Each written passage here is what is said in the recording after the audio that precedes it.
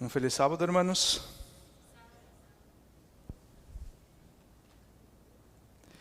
¿Están enojados conmigo? Hablé, veo mucha gente y escucho pocas voces. ¿Están tristes? ¿Con hambre? Hambre de la palabra, ¿verdad? Feliz sábado. Amén, gloria a Dios. Hermanos, una vez yo me preguntaba, ¿por qué es que muchas veces no nos gusta sentar enfrente? Y entonces miré un estudio. ¿Sabes por qué? Porque nos da miedo. Nos da miedo que cuando nos sentamos enfrente, la persona nos va a preguntar. Entonces siempre preferimos sentar atrás, porque es nuestra zona de confort. Entonces no nos gusta muchas veces sentar enfrente. Tranquilos que no voy a pedir que nadie se mueva. Si esta es su zona de confort, pues está bien para usted. Entonces hoy, entrando al tema, nosotros vamos a adentrar al lugar santo del santuario terrenal. Aquí nosotros tenemos el lugar santo, pero se quitó el velo, entonces también tenemos el lugar santísimo. En el lugar santo nosotros tenemos 3 muebles. A la izquierda o al punto cardenal, al sur, nosotros tenemos el candelabro de 7 brazos. A la derecha o al norte, nosotros tenemos la mesa de los panes. Y en el centro, que aquí no pusieron el centro por cuestión de cómo se iba a ver, tenemos el altar de incienso. Así estaba compuesto el lugar santo. A la semana pasada que nosotros estudiamos el campamento y el atrio, yo les dije que hoy nosotros iríamos a estudiar estos 3 muebles, pero sinceramente es imposible estudiar profundamente los 3 muebles en un solo tema de 1 hora. Es imposible. Ayer en la noche, cuando completé todo el material para la presentación de hoy, hablé con mi esposa y yo le dije, mira, sinceramente, solo con el material del primer mueble, que es el candelabro, yo tengo un tema de 1 hora aquí. Si yo fuera a anexar otros 2 muebles, el tema será de mínimo 3 horas. Pero no es el propósito. Entonces hoy nosotros vamos a estudiar únicamente lo que es el techo del tabernáculo y el candelabro. Y vamos a ver qué lecciones tan importantes nosotros encontramos en estas 2 cosas que nosotros vamos a estudiar el día de hoy. El apóstolo Pablo en el libro de Hebreos, ahí el apóstolo Pablo nos da una visión, podríamos decir que panorámica del santuario. Y entonces él empieza a hablar del lugar santo y del lugar santísimo. Como ya les mencioné, hoy nosotros vamos a hablar únicamente del lugar santo y una parte nomás del lugar santo. Pero yo quiero compartir con ustedes una cita que nosotros encontramos en el libro Patriarcas y Profetas, página 315, la página 315, y mire lo que la sierva del Señor nos habla aquí. El techo estaba formado de 4 juegos de cortinas. El de más adentro era de lino torcido, azul, púrpura, carmesí y querubines de obra primorosa. Muchas gracias. Entonces, el santuario, él tenía 4 techos. ¿Okay? 4 techos. La primera parte del techo, la primera camada, podremos decir así, estaba compuesta de 4 colores. De igual manera que la puerta, una persona, el sacerdote, cuando iba a pasar del atrio al lugar santo, en la puerta habían 4 cortinas, ¿verdad? ¿Se acuerdan de esto? Que nosotros estudiamos que simbolizaba cada color. El techo también estaba compuesto de los mismos colores de la puerta. El color azul, ¿qué significa? Los mandamientos o la ley de Dios. Entonces, el primer color que nosotros encontramos en la puerta era el color azul. mencionado allí. Después venía el color púrpura. ¿Qué significa este color? El color púrpura. Era el color de la realeza, de la majestad, ¿verdad? Acuérdense que cuando Jesús estaba para ser crucificado, vinieron los soldados romanos y pusieron un manto. ¿Y qué color era este manto que pusieron sobre Jesús? El color púrpura. Y burlábanse de él: dinos, ¿quién te ha golpeado, rey de los judíos? Entonces el color púrpura representa la otra etapa, la otra fase del ministerio de Cristo, que ahora es la realeza, cuando el Padre le entrega todo dominio, todo poder, toda majestad. El Padre entregó al Hijo. Nosotros encontramos esto en el libro de Daniel. Después viene el siguiente color, que es el color carmesí o el color rojo, que simboliza ¿qué? La sangre de Cristo, ¿verdad? Que nos limpia y nos purifica de todos nuestros pecados, ¿verdad? Después el color que sigue, una vez que somos purificados, ¿cuál es el color de la vestimenta que Cristo quiere poner sobre cada uno de nosotros? Lino blanco, lino fino, color blanco. Entonces ahí en el techo también nosotros encontramos, aparte de la ley de Dios, las etapas del ministerio de Cristo. La vez que Él vino para morir por nosotros, también miramos la santidad que es de Cristo, el color blanco, pero también vemos la majestad que es de Cristo. Pero sigue la sierva del Señor diciendo en la siguiente cita: Los otros tres eran de pelo de cabras, de cueros de carnero teñidos de rojo y de pieles de tejones, arreglados de tal manera que ofrecían completa protección. Muchas gracias. Después nosotros vemos que después de la primera camada, que eran estos 4 colores, después viene una camada que de cuero de qué animal? De cabra, ¿verdad? Que era uno de los animales que eran sacrificados en el altar de sacrificios. Entonces después de esta camada era puesta una segunda camada, la tercera, perdón. ¿Qué animal era? Acá viene diciendo, ¿qué animal era? Carnero, otro animal sacrificado allí en el altar de sacrificios. Pero yo quiero dar más énfasis en el último cuero de animal que era puesto. ¿Qué animal era? El tejón, ¿no? Y ahora nosotros vamos a sacar una lección muy interesante aquí. Lo hermoso aquí es que la sierva del Señor nos menciona que era puesto de tal manera, tan acomodada, que era una perfecta protección. Si llegara a llover, el agua no se iba a penetrar hasta dentro del santuario. Pero mira, ¿cuántos aquí conocen el tejón? Este es animal, se ve un animal hasta que simpático, ¿verdad? El tejón. Pero de simpático, este animal no tiene nada. No tiene nada de simpático. Es un animal que come de todo. Pero uno de los animales, podremos decir que favoritos del tejón, es este acá. Ese es uno de los animales que el tejón se alimenta, la serpiente. ¿Sabe lo más interesante de todo? Es que el tejón, él es inmune al veneno de la serpiente. Pero hay un detalle interesante: el tejón no nace siendo inmune al veneno de la serpiente, sino que en su infancia, en los primeros meses de vida, su mamá lo empieza a poner en situación para que él sea picado por otros animales, entre ellos el escorpión. Y entonces, y en su infancia ele va creando anticorpos o inmunidad al veneno de los animales, hasta llegar a un punto, su cuerpo, cuando llega a la etapa adulta, él es tan educado y él tiene que ahí ser un hijo obediente, hacer tanto caso a su mamá y ponerse en esta situación. Picaduras de animales venenosos que para el ser humano puede hasta matar, pero para que su cuerpo se vaya preparando para que cuando llegue a la edad adulta, cuando él sea picado por una serpiente de esa, ¿sabe lo que pasa cuando él es picado? ¿Qué ustedes creen que pasa? ¿Ah? ¿Se muere la serpiente? No, el tejón muere. El tejón muere.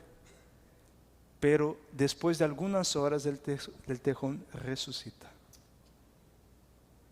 Porque su cuerpo ha criado anticuerpos Y entonces, después de algunas horas, los signos vitales del tejón vuelve y el tejón vuelve a la vida. Y entonces él va y come la serpiente. ¿Qué lección nosotros sacamos de aquí? Génesis 3:15, no vamos a abrir, pero Génesis 3:15 nos habla que la simiente de Dios, ¿qué iba a hacer con la serpiente? Le iba a pisar la cabeza a la serpiente, pero ¿qué la serpiente iba a hacer a él? Lo iba a morder. ¿Qué significa la mordida de la serpiente allí? La muerte de Cristo en la cruz. ¿Pero Cristo iba a durar toda la vida en la sepultura? No, al tercer día que pasa con Cristo, Él le resucita. Pero pregunto, ¿Cristo, Él tuvo que prepararse para tener el confronto con la serpiente, sí o no? ¿Cuándo empezó su preparación? ¿Cuándo empieza la preparación de Cristo? La serva del Señor en el libro Deseado de todas las gentes dice que ¿dónde fue el aula de Cristo? Con su mamá. En las piernas de su mamá, ella lo fue preparando.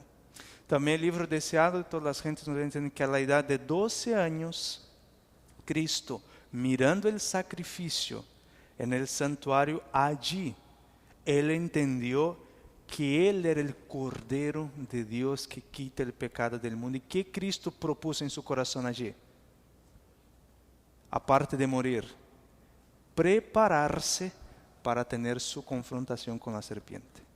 Entonces, desde su infancia, desde la niñez de Cristo, Él se vino preparando para llegar al clímax del conflicto y entonces tener el confronto con la serpiente. Y entonces teniendo el confronto con la serpiente lo iba a picar, pero Él ya creó anticuerpos. Él ya estaba preparando porque Él fue resistiendo a todas las tentaciones. Las picaduras nosotros podremos poner como las tentaciones que Cristo fue venciendo. Cada etapa que Cristo sufrió una tentación. Por ejemplo, ¿dónde fue que Dios envió a Cristo para ser criado? ¿En qué ciudad? ¿Dónde Cristo creció y tuvo toda su infancia, juventud y parte de su vida adulta? ¿En qué ciudad? Nazaret. ¿Y qué uno de los discípulos dijo? ¿Es posible salir algo bueno de Nazaret? ¿Por qué él dijo esto? Porque Nazaret era como si fuera una ciudad portuaria. Había mucha prostitución allí. Era una de las ciudades más promiscuas de la época. Qué casualidad que Dios el Padre envía a su Hijo para crecer y ser educado en esta provincia, en esta ciudad. ¿Por qué ustedes creen esto? Porque el Padre lo quería preparar. El Padre lo puso en una situación donde él iba a pasar por tentaciones. Iban a haber sugestiones para que él pecara, pero Cristo propuso en su corazón no pecar. Y desde su infancia él fue venciendo las tentaciones, porque en el momento que él puso en el mayor conflicto de su vida, en el huerto del Getsemaní, que el Padre lo dejó allí y Satanás lo viene a tentar, entonces la Biblia nos dice que Cristo propuso en su corazón en este momento pagar el pecado del hombre, ser picado por la serpiente al tercer día y resucitar. Pero mira un detalle interesante. ¿Quién fue que dio la vida de nuevo a Cristo Jesús después que Él murió? Fue el Padre, Él mismo. Él dijo, yo la doy, yo entrego, pero yo la vuelvo a recibir. Yo muero y yo vuelvo a resucitar. ¿Por qué? Porque Él ya tenía, podríamos decir, que los anticuerpos para vencer a Satanás. De igual manera con el tejón, que en su infancia tiene que prepararse. Él tiene que ponerse en situaciones de peligro para cuando él tenga el conflicto, por más que él sea picando, que él vaya a morir por algunas horas, pero él va a resucitar y va a destruir la serpiente. Por esta razón que es el último cuero que Dios pone allí en el tabernáculo, es la piel de tejón, porque el Señor quería mostrar ya a la humanidad qué era lo que iba a suceder con Cristo Jesús.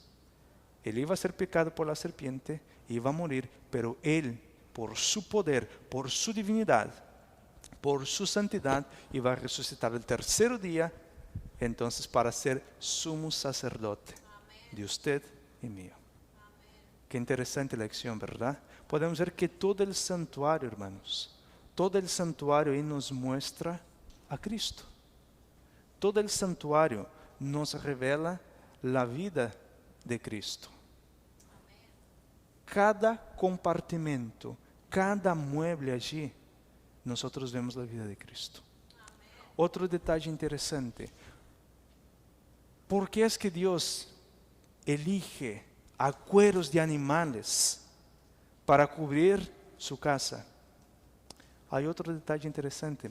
No vamos a abrir, pero en el libro Isaías, capítulo 53, hablando de la vida de Cristo, ¿qué nos dice el profeta Isaías en cuanto a Cristo? Él no tenía ¿qué? Hermosura. ¿Será que Jesús era una persona fea?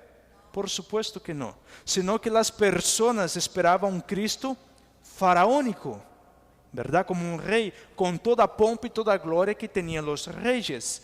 Pero lo hermoso de Cristo estaba donde era lo externo o lo interno. Lo interno. El Dios elige poner algo que sería, a mí la única palabra que me viene, bueno, en portugués no es grosera, la palabra tosca, que es algo brusco, algo, sí, sencillo, pero algo más fuerte todavía, áspero, como algo áspero. Dios lo elige esto por una razón. Mira, aquí nosotros tenemos el candelabro. ¿El candelabro de qué metal era? Puro oro.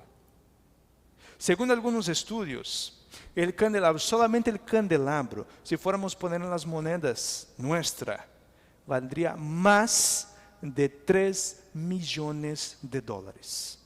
Solamente el candelabro. Pero aparte de esto, las paredes eran de tablas de acacia. Y estas tablas estaban revestidas ¿de qué? De oro. Puro oro. Y las cortinas también estaban revestidas ¿de qué? Oro, plata, o sea, solo del material, de lo mejor que había. Entonces, Dios el Padre decide hacer esto porque acuérdense que el campamento era algo que se desarmaba, era como un rompecabezas. Y entonces ellos tenían que estar caminando por el desierto. Y entre los desiertos existían muchos saqueadores.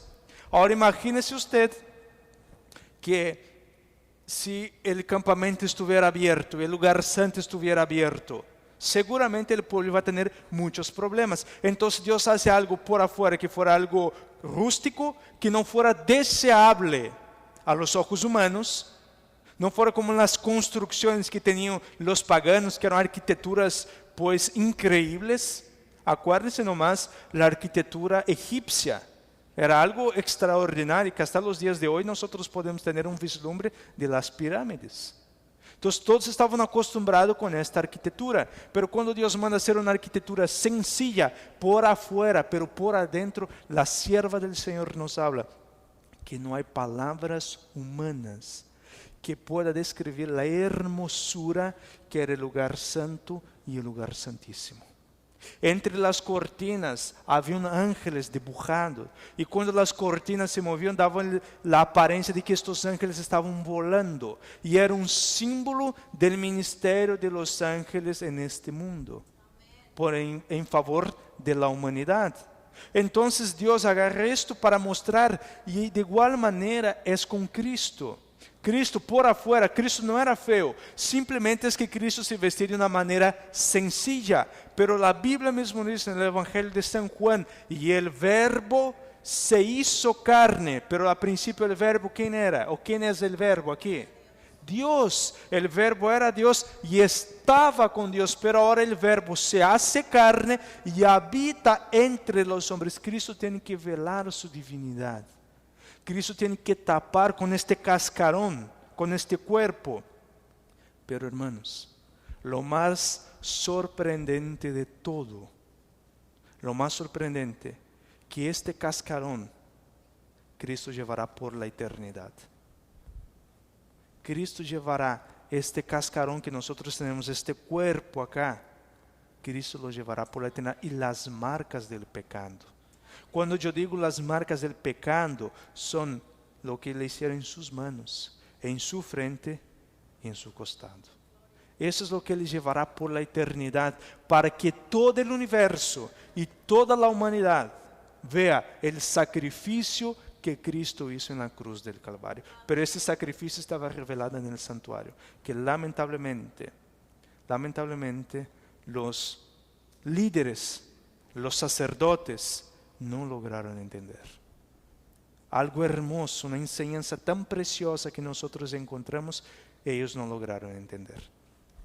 Pero una vez que ya hemos entonces entendido cómo estaba la cobertura del santuario, el techo, y miramos qué lecciones nosotros sacamos de allí, vayamos a abrir nuestras Biblias en el libro de Apocalipsis, capítulo 2, versículo 1. Apocalipsis, capítulo 2, versículo 1.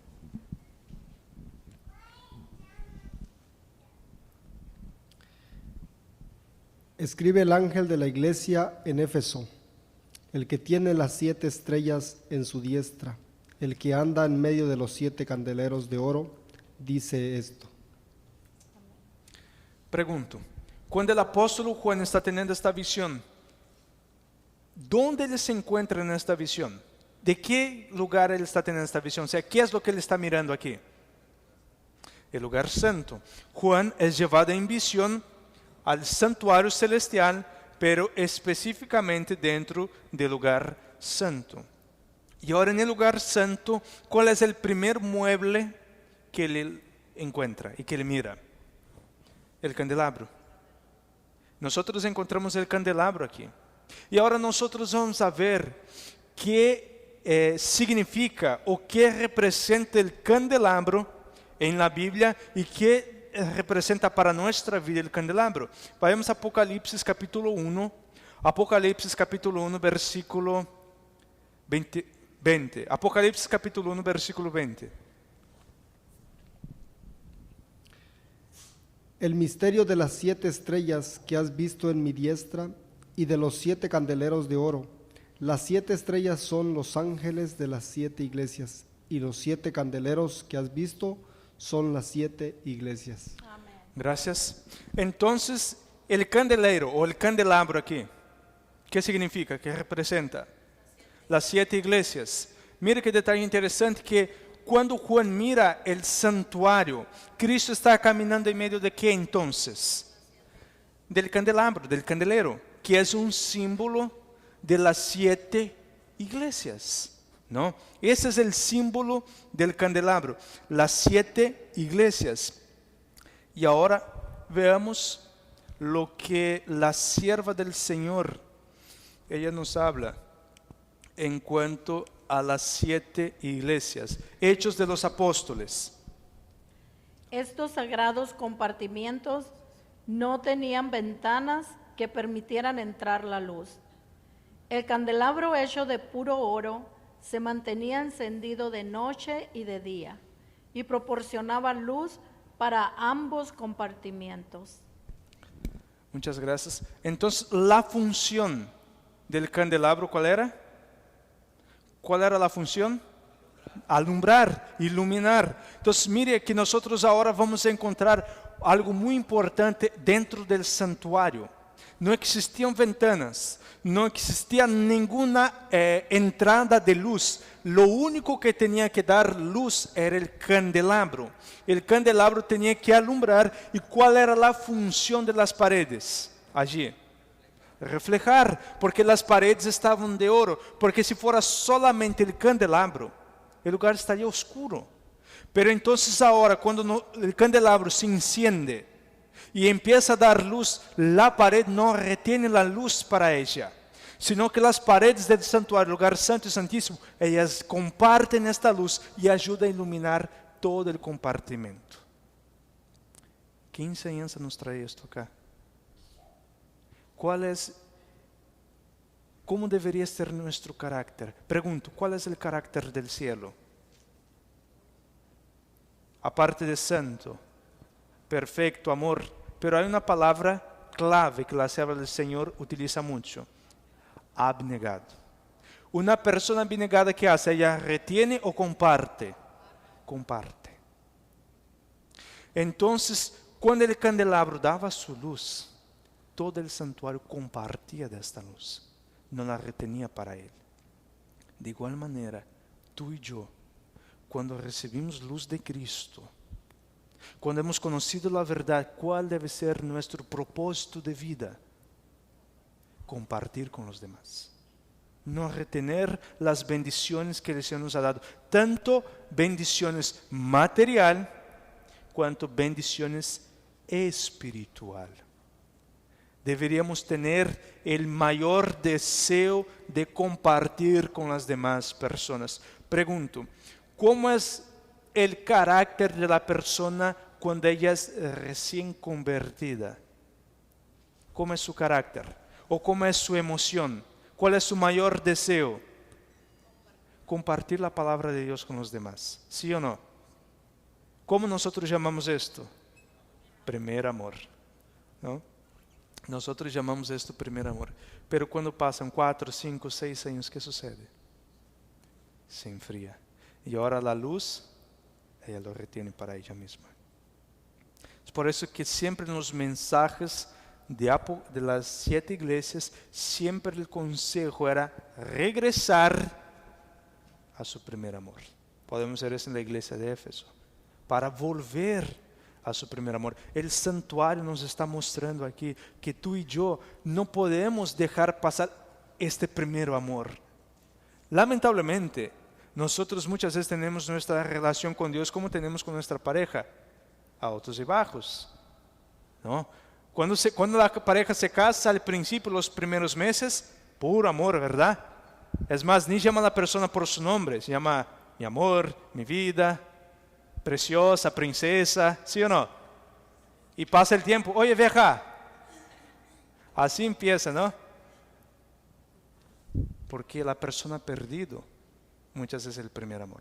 Hay algunos que dicen, no, es de cariño que yo le llamo así. Bueno, si esta es su manera de mostrar amor, pues allá tú, ¿no? Pero con Dios, mis queridos hermanos, siempre debemos tener este deseo en nuestro corazón. Una vez yo escuché a un pastor que le dice que el cristiano debe ser el cristiano payaso. ¿Cómo sería el cristiano payaso? Pregunté, ¿el payaso combina colores? No, ¿verdad? Es una mezcla de colores. Así debería ser el cristiano. Llenamos el pecho para decir que nosotros tenemos toda la verdad y tenemos la verdad presente. ¿Es cierto esto? Sí, ¿verdad? Pero deberíamos ser como son los testigos de Jehová y los mormones. ¿Qué ellos hacen con la verdad que ellos tienen? Comparten. ¿Les da pena? Ni un poco. Si tú le tratas mal, el otro domingo le vuelve a tu casa, ¿sí o no? Por supuesto que sí. Entonces deberíamos ser como aprender de los testigos de Jehová y de los mormones. Pero en nuestra adoración, en el fervor, en el amor para adorar, deberíamos ser como los evangélicos. ¿Cómo es cuando alguien dice amén? ¿Cómo contestan los hermanos? Amén, gloria a Dios, aleluya, ¿sí o no? Cuando pasa alguien para dar la bienvenida, ¿cómo son ellos? Amén, y una felicidad, una alegría tremenda, ¿verdad? Ahora, ¿cómo es en la iglesia adventista? Feliz sábado, hermanos. Feliz sábado. ¿Cómo están hoy? Bien. ¿Cuántos creen que Cristo vuelve? Amén. ¿Sí o no? Maranata, Cristo viene. Lamentablemente así es la iglesia adventista. Así somos nosotros. ¿Cuántos están? ¿A qué pasamos? Saludamos a la visita. ¿Cuántos dan un saludo cordial a la visita? Se escuchan los grillos. Es más, no iba a decir, pero voy a decir. Cuando mi esposa y yo llegamos a la iglesia acá, al principio yo no era pastor, yo venía como visita. ¿Sabe cómo me trataban? ¿Sabes cuántas personas se acercaban para hablar conmigo? Aparte de mi suegro, nadie. Solamente mi suegro, porque es mi familia. Ahora, cuando me presentaron como pastor, después de 2 sábados, ¿cómo creen que fue el trato? Faltaban cargarme. Pero esto es triste, hermanos. Muchas veces la visita, ella vuelve, muchas veces no es por el mensaje, sino por la manera que la hemos tratado, cómo la hemos recibido, qué trato haya tenido en nuestra iglesia. Y esto es algo que nosotros fallamos mucho. Si hay una pata que cogemos es de esta pata. Nuestro trato con nuestras visitas. ¿Hay alguna visita aquí en nuestro medio? Si hay, diga un amén. Amén. Tenemos una visita acá. ¿Cuántos saben el nombre de nuestra visita?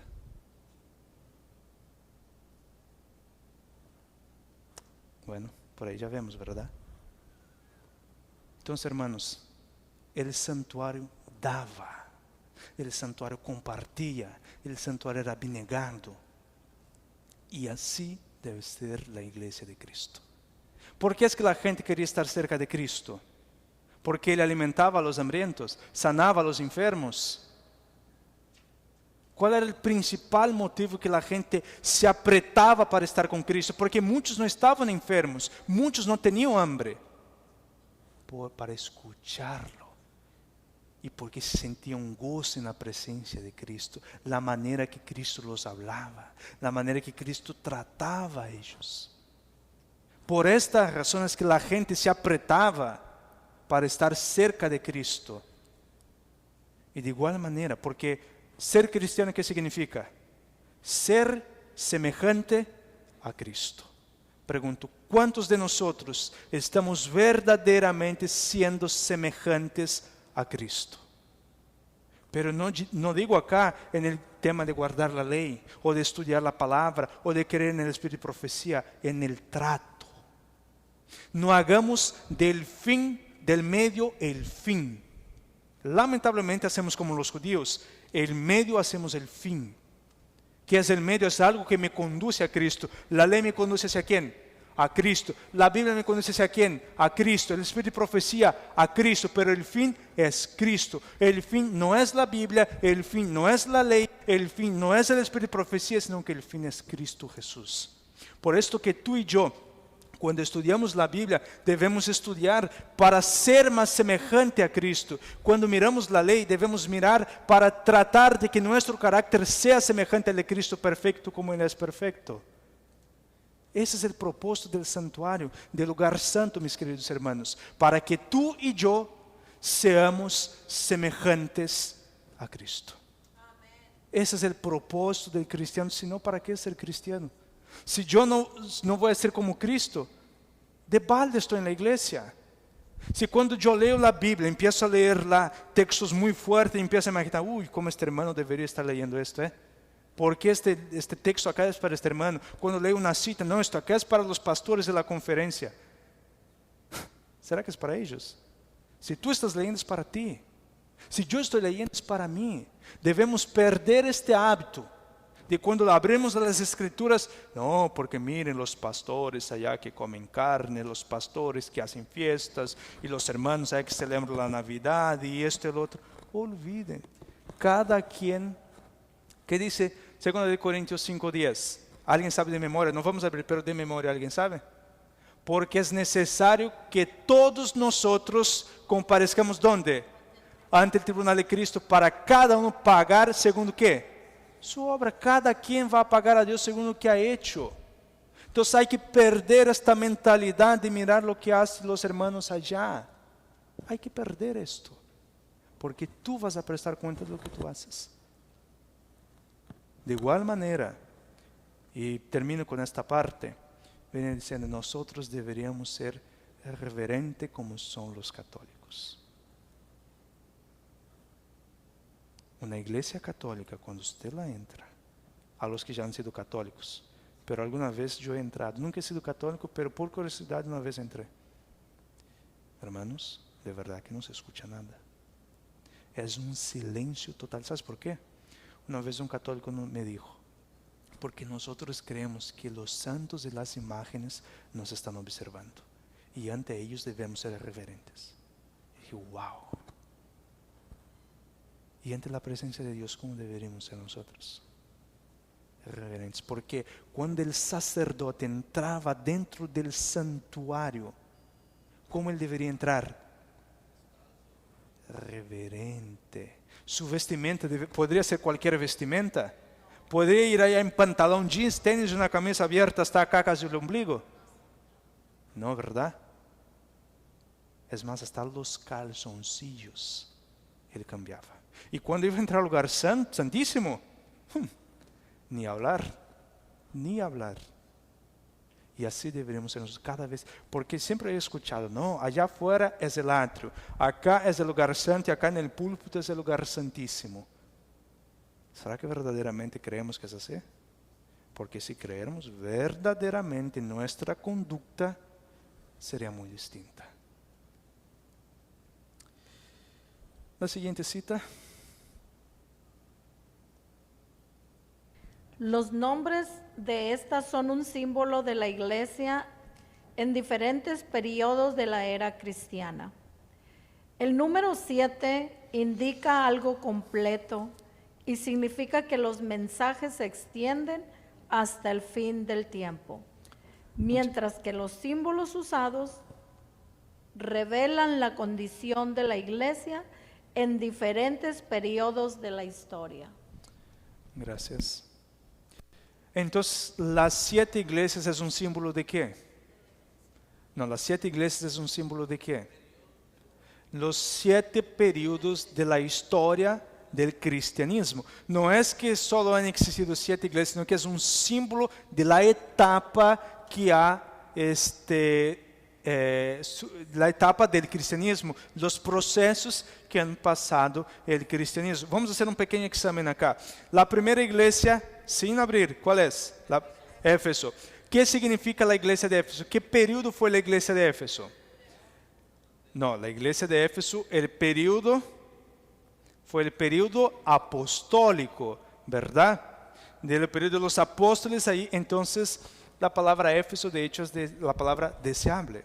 Y entonces era cuando la iglesia predicó y muchos paganos empezaron a convertirse al cristianismo. La misma Biblia y el mismo Señor dice del abnegado, la abnegación que tenía esta iglesia, la iglesia de Éfeso, la iglesia de los apóstoles, los primeros, los padres del cristianismo, ¿no? Después de Éfeso, ¿cuál iglesia viene? La iglesia de Esmirna. ¿Qué periodo es esta? Después de los apóstoles, ¿verdad? Y ahí, ¿qué sucede con la iglesia de Esmirna? A ver, escuché algo bien tímido ahí. Perseguida, una tremenda persecución. ¿Por quién? No, todavía no. Por el imperio romano. El imperio romano entonces era un imperio pagano, y como ellos miraron que muchos muchos paganos estaban convirtiéndose al cristianismo, entonces ellos empezaron a perseguir a los cristianos. De hecho, en Esmirna había un lugar allá que una vez al año era la capital de la adoración al emperador César. Una vez al año las personas tenían que ir prender incienso al emperador para que fuera renovado, podríamos decir en nuestros días, su green card o su visa de residente. Si él no tenía eso, entonces o él era metido a la cárcel, asesinado, puesto como esclavo. La siguiente iglesia, ¿cuál es? Después de Esmirna, Pérgamo. La iglesia de Pérgamo. Pérgamo, entonces, ¿qué periodo es Pérgamo? El periodo en que ahora el paganismo se convierte al cristianismo. Y la iglesia que era perseguida, ¿ahora qué hace? Persigue a los cristianos genuinos. Después vemos la iglesia de Tiatira. La iglesia de Tiatira era la iglesia pagana, la que es representada por Jezabel y que alimentaba a los falsos profetas y todo lo demás. La iglesia pagana, ¿verdad? Después de ella viene la iglesia de Sardes. La iglesia de Sardes es considerada la iglesia post-reforma y es la iglesia del frío formalismo. ¿Ok? Después de esta, ¿cuál viene? Filadelfia. ¿Y cuál es, cómo nosotros llamamos este periodo? ¿En qué periodo es la iglesia de Filadelfia? Amor filial, pero su periodo, ¿cuál fue?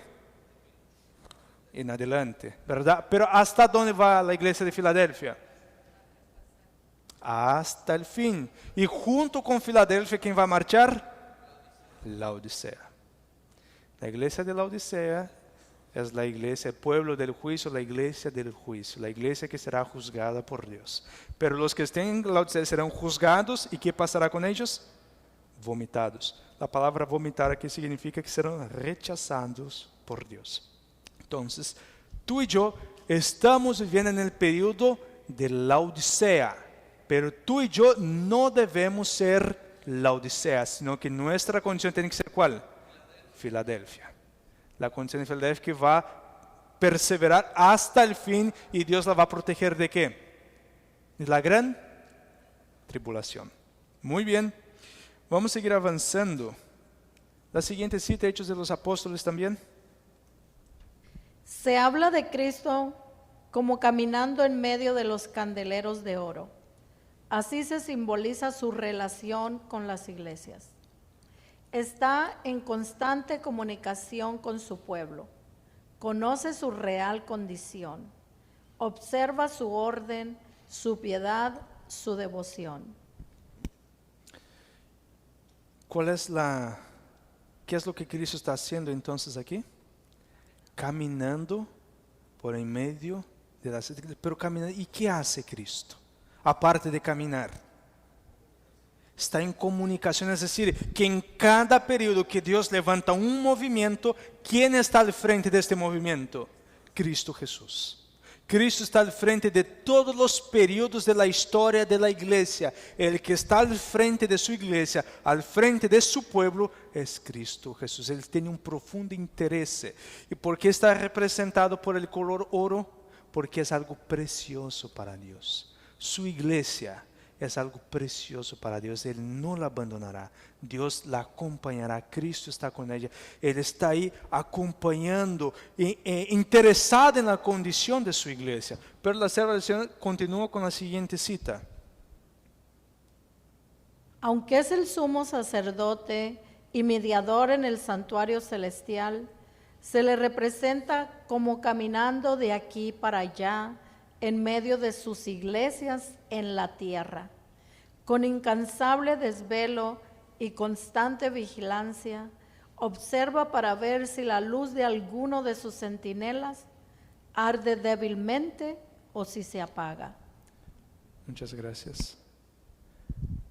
Entonces el propósito de Cristo en el caminar por medio de las iglesias es para ver si la luz de sus mensajeros, de sus atalayas, se está apagando uno. Pero pregunto, ¿cuál era el combustible para que el candelabro estuviera prendido 24 horas? El aceite. ¿Qué simboliza el aceite aquí? Para que la iglesia pueda alumbrar el mundo. Entonces, ¿qué necesita la iglesia? El Espíritu Santo. Es imposible, mi querido hermano y mi querida hermana, alumbrar este mundo sin tener el Espíritu Santo. Nuestro mayor deseo, nuestro mayor propósito debería buscar tener el Espíritu Santo. De la misma manera que tú estás dispuesto a luchar hasta la muerte, por el aliento de vida, por el aire, también deberíamos estar dispuestos a luchar en oración hasta el fin para tener el Espíritu Santo. La sierva del Señor tiene una cita que ella menciona que cada uno va a recibir, la porción que cada uno va a recibir del Espíritu Santo es la porción que uno ha deseado y ha buscado. ¿Cuántos deseamos tener el Espíritu Santo aquí? Amén. Amén. La pregunta es, ¿qué estamos haciendo nosotros para tener el Espíritu Santo? Esta es la cosa. Desear, todos nosotros deseamos tener el Espíritu Santo. Yo hasta el día de hoy no conocía a ninguna persona en la iglesia que me diga, yo no deseo tener el Espíritu Santo. Todos desean tener el Espíritu Santo. La pregunta es, ¿qué estamos dispuestos a hacer para tener el Espíritu Santo?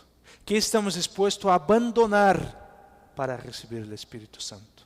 Porque acuérdense que hay muchas cosas, la salvación del Señor dice, que hay muchas cosas que están aislando el Espíritu Santo de nosotros.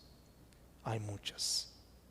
Entonces tú y yo debemos hacer un autoanálisis para ver qué cosas me están impidiendo que el Espíritu Santo pueda entrar en mi vida.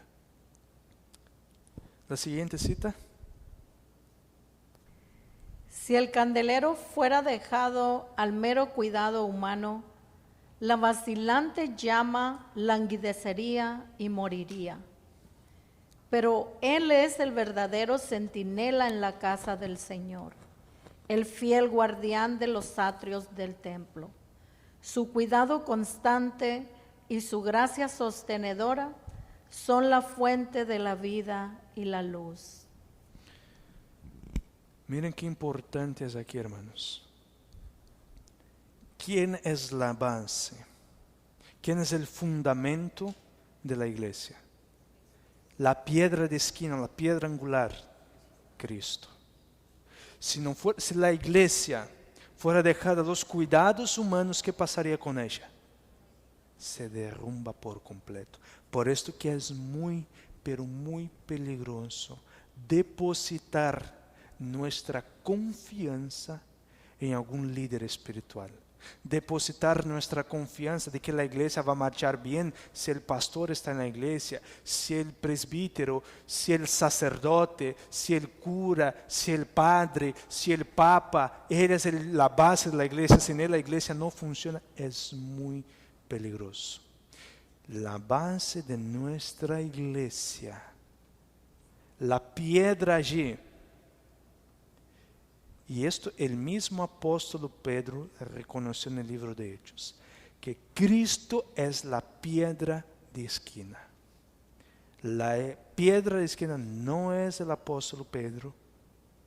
La piedra de esquina, la piedra angular es Cristo Jesús. No puedo yo jamás decir, ay, se va este hermano de la iglesia, ay, ahora qué va a pasar con nuestra iglesia. Nadie es indispensable en la obra de Dios. Aquel que cree que es indispensable, Dios lo va a dispensar. Cristo es indispensable. Tú y yo no somos indispensables. Ay de nosotros si un día creemos que yo me voy de esta iglesia se viene abajo. ¿Quién se va abajo eres tú? ¿Quién se va abajo soy yo? Porque entonces ahora yo me estoy poniendo en la posición de Cristo.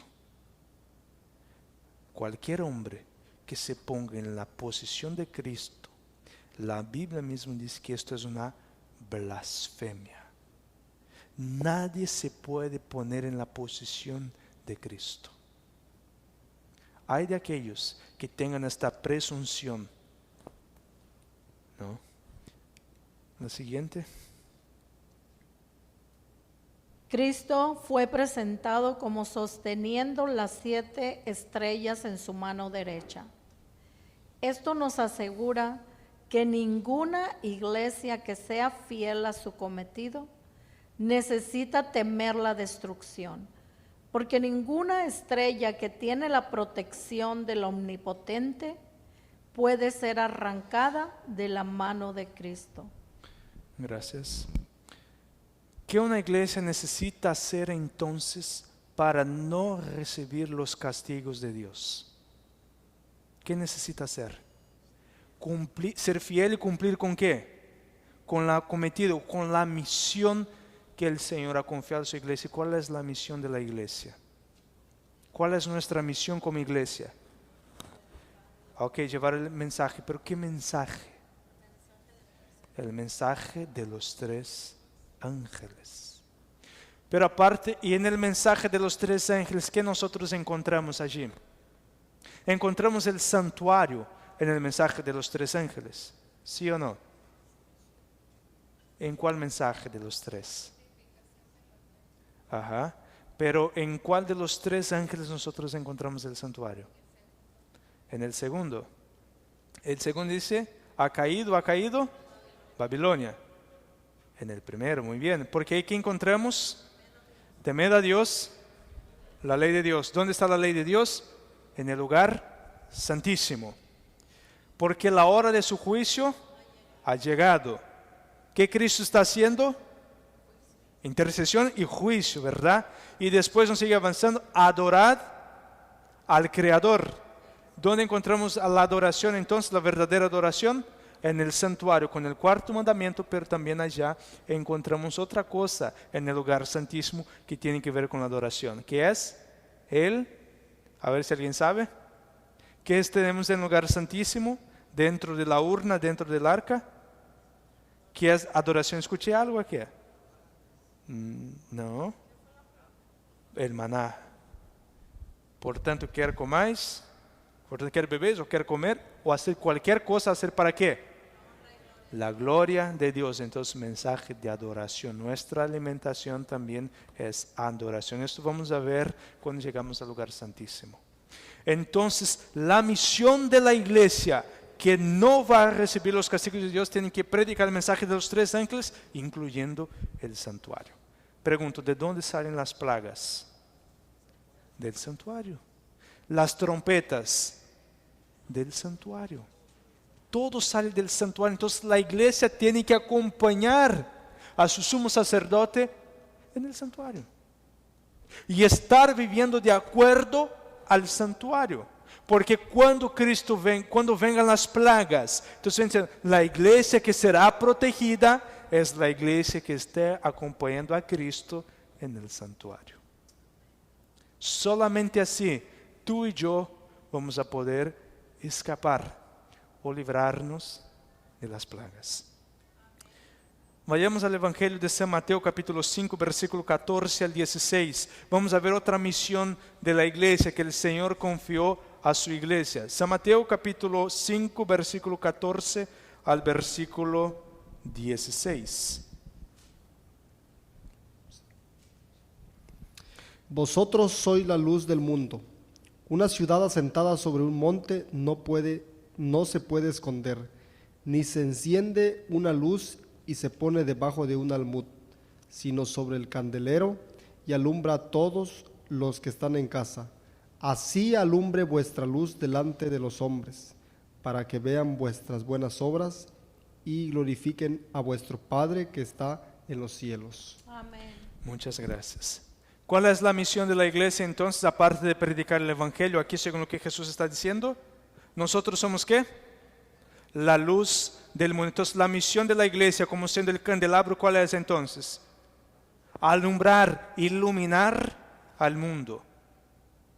Pero pregunto, nosotros tenemos luz por nosotros mismos. Entonces, ¿qué necesitamos para iluminar? Recibir la luz que viene ¿de quién? De Cristo. Pero vamos un poquito más allá todavía. Como ya le mencionamos hace poco, el candelabro o la lámpara para encenderse necesitaba ¿de qué? Aceite. Es imposible predicar el mensaje sin tener el Espíritu Santo. Porque ¿quién va a convertir a los pecadores? ¿Quién es? ¿Es tus palabras? Es el Espíritu Santo. El Espíritu Santo es quien va a convencer a los pecadores. El Espíritu Santo es que te va a hacer con que tu luz brille. El apóstol Pablo viene diciendo que nosotros cuando contemplamos a Cristo, seremos que entonces, 2 Corintios 3:15, seremos que cuando contemplamos a Cristo, vamos a reflejar, seremos transformados, diremos que reflejar. ¿Qué personaje en la Biblia pudo reflejar perfecta y nítidamente a Cristo? ¿Quién? Enoc, Moisés, Elías también, pero que sea algo corporal o visible, Moisés. ¿Por qué razón Moisés logró reflejar el carácter de Cristo? Porque estuvo en la presencia de Cristo. Él pidió, Señor, muéstrame, enséñame tu gloria. La gloria de Dios, ¿qué es? Su carácter. Entonces Moisés comprendió el carácter de Dios. Una vez que él comprende el carácter de Dios, él pronuncia, Jehová, Jehová, Dios fuerte, poderoso, misericordioso, tardo para la ira y grande en misericordia. Y una vez que Moisés entiende el carácter de Dios, él empieza a vivir el carácter de Dios. Y el libro de Números nos dice que Moisés fue el hombre más manso. Pero pregunto, ¿Moisés era manso antes de conocer a Cristo? Es como nosotros. Como nosotros. Pero lamentablemente siempre decimos, que sale el viejo yo. ¿Será que es el viejo yo todavía? ¿O es el presente yo? Porque una vez que Moisés tuvo encuentro con Cristo, que le reflejó a Cristo, Moisés caminó con Cristo. Enoc conoció a Cristo a través de quién? ¿Cómo que él entendió el carácter de Cristo? ¿Quién fue que ayudó a Enoc a comprender el carácter de Dios? ¿Quién? Su hijo. Cuando él tuvo su primer hijo, entonces Enoc comprendió el amor de un padre hacia un hijo. Y él comprendió el amor de Dios hacia la humanidad y el amor del hijo hacia un padre. Y entonces después de esto Enoc anduvo con Cristo, ¿cuántos años? 300 años anduvo Enoc con Cristo. Vivió 365 años, ¿no? Pero andó con Cristo 300 años. Mi querido hermano y mi querida hermana, es imposible nosotros reflejar la luz de Cristo sin pasar tiempo con Él. La última cita. La iglesia es el medio señalado por Dios para la salvación de los hombres. Fue organizada para servir y su misión es la de anunciar el Evangelio al mundo. Desde el principio fue el plan de Dios que su iglesia reflejase al mundo su plenitud y suficiencia. Los miembros de la iglesia, los que han sido llamados de las tinieblas a su luz admirable, han de revelar su gloria.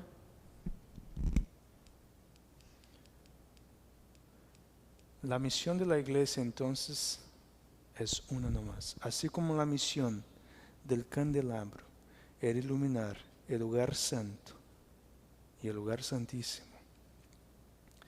La única misión nuestra, el único propósito nuestro como iglesia, pero como persona, como cristiano, es uno nomás.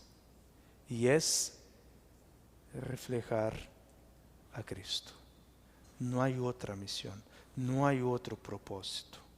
El mayor deseo de Dios, el mayor deseo de Dios y la misión que Dios ha confiado. Nosotros hablamos aquí que el Señor ha confiado a su iglesia ¿cuántos mensajes? 3 mensajes, ¿verdad?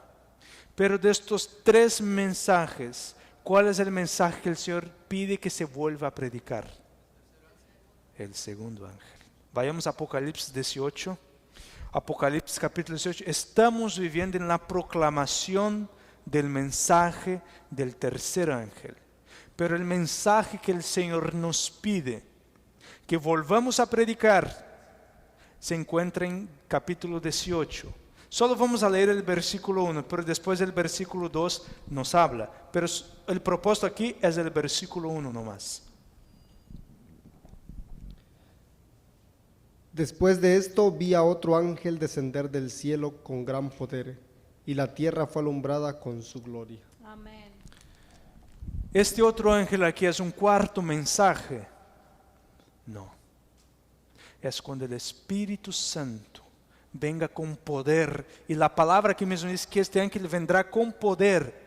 No necesitamos leer, pero después el versículo 2 dice, y dirán, ha caído Babilonia. Es decir, el pueblo de Dios en los últimos días, ¿qué Él va a hacer? Según este texto, va a iluminar ahora no una ciudad, no un país, sino a todo un mundo con la gloria de Dios.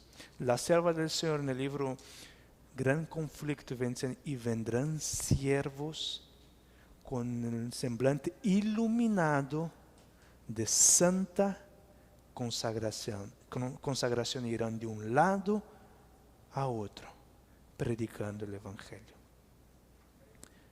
Tu propósito, nunca pierdas tu propósito. Como yo siempre digo, ser adventista del séptimo día no es un título, no es un nombre, sino es una misión. Dios te entregó una misión.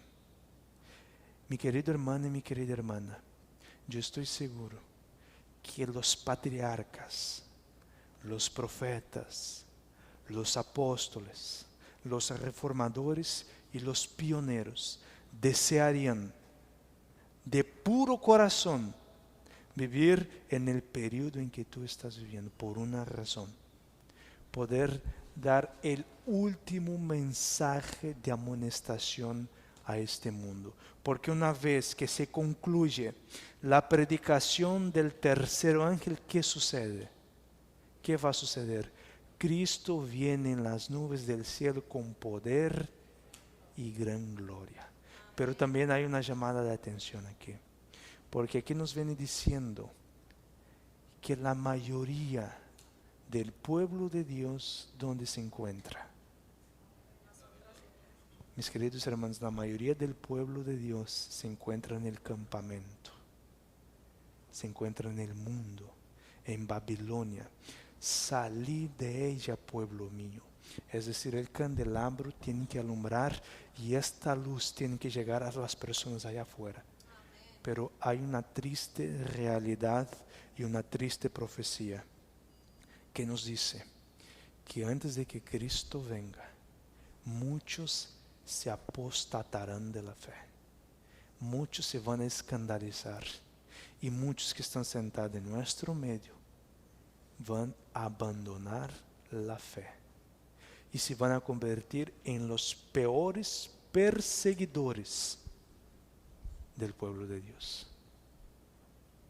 Pero para que eso no suceda en tu vida, para que esta profecía no suceda en mi vida, solo hay una cosa que podemos hacer, y es tener una santa consagración, estar lleno del Espíritu Santo. Y una vez lleno del Espíritu Santo, entonces tu luz jamás se apagará. La Biblia dice que la luz va de fuerza en fuerza como es la mañana, cuando el sol va de gloria en gloria hasta que salga el sol completo. Y el sol que estamos esperando, ¿quién es? Cristo Jesús. Que el Señor les bendiga y les guarde. Este es mi deseo, mi oración en esta mañana. Y invito a los que puedan a que nos pongamos de rodillas para finalizar con la palabra de oración.